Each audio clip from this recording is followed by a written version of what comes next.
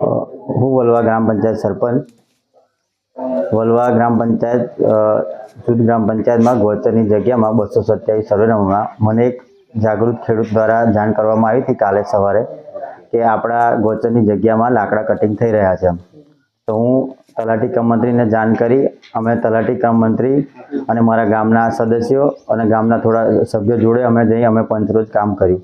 ખરેખર ત્યાં લાકડા કપાયા હતા 40 નંગ જેવા લીલા ઝાડ.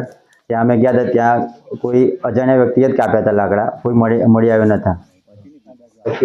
પછી ક્યાં લાકડા કટિંગ થયા તે સર્વે નંબરમાં તે અમારા કોઈ પંચાયત તરફથી કોઈ પરવાનગી નહીં આપેલી કે ઠરાવ નથી કરેલો. અજાણ્યા શખ્સો દ્વારા લાકડા કટિંગ કર્યા હતા.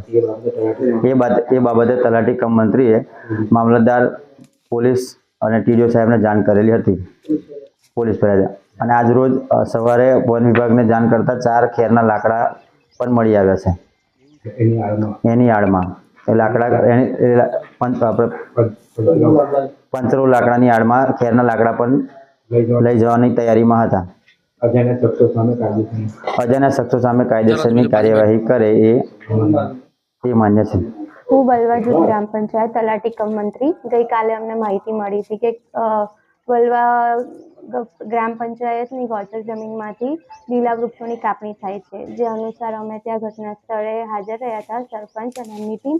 અને ત્યાં અમે જોયું કે વૃક્ષોની કાપણી થઈ હતી અને કેટલાક વૃક્ષો કાપણી કરીને તેમના દ્વારા ઉપાડી લેવામાં આવ્યા હતા.